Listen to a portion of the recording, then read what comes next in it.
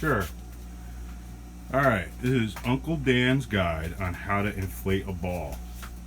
Alright, so you go down to the basement, and here's the air compressor.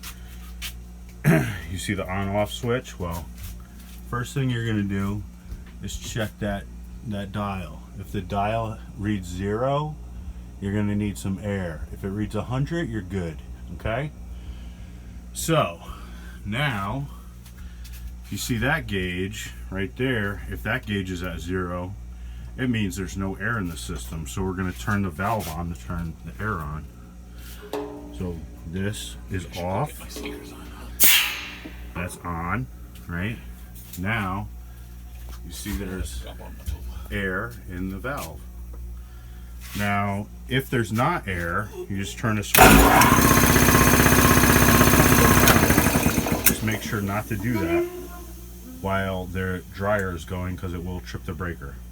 Alright, so next, take the camera please, Booski. We're going to take the filler gun, right, and we're going to insert it into the air coupler, and all you're going to do is push it until it clicks twice, right? Second click, that's in, right?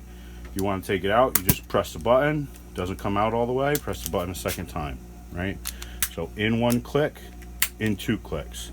Out 1 click, out 2 clicks. Alright, so that's in.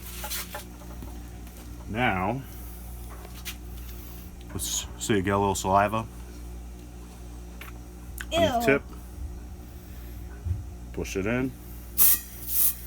And then don't over inflate it. Just enough for the ball to be firm, right? Like this ball obviously has a hole in it, but it'll work for the day. Okay, so we're going to take that out. I'll take the camera. Now we're going to take this guy. This is the tire filler, right? See, this gauge shows you how much air you have in your tire. This end clips onto the valve stem. Where's that tire I had?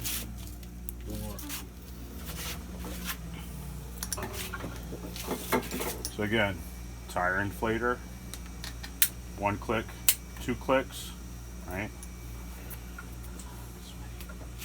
You're gonna lock the end on. You're gonna just fill it up, right? You're gonna fill it up. This is not right, but if it was in a tire, you would get a pressure rating, right? And you want to fill it up to what, 30 pounds, something like that for a bike tire? Anyway, if you have to let a little air out, you can hit that button. That'll let air out.